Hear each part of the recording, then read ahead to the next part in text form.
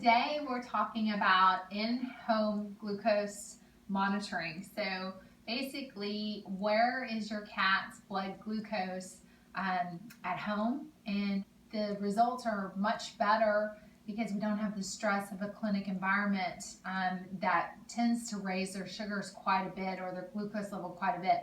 So if you do it at home with a little practice, we get a much better level.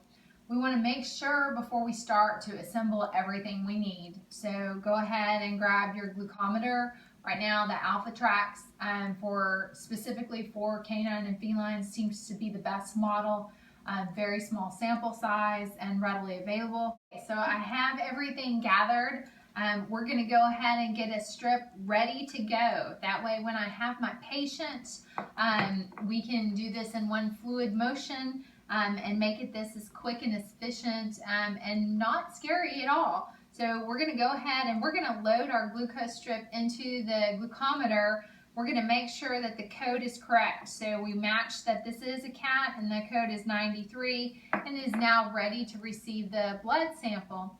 Make this as positive as possible, almost to the fact that we want them to enjoy the attention. Even with a slight prick of discomfort, we still want them to be willing to come back and be tested again. So we're making Reggie really comfortable on the table. Typically, we're not going to be feeding a lot of treats to get blood glucoses, but initially we may have to because, again, we want to make this a pretty positive interaction. We certainly don't want him running away when we try to do this. So whatever it takes to make Kitty happy to some degree. We're going to use the paw on Reggie because he seems to be more receptive. His ears are pretty sensitive.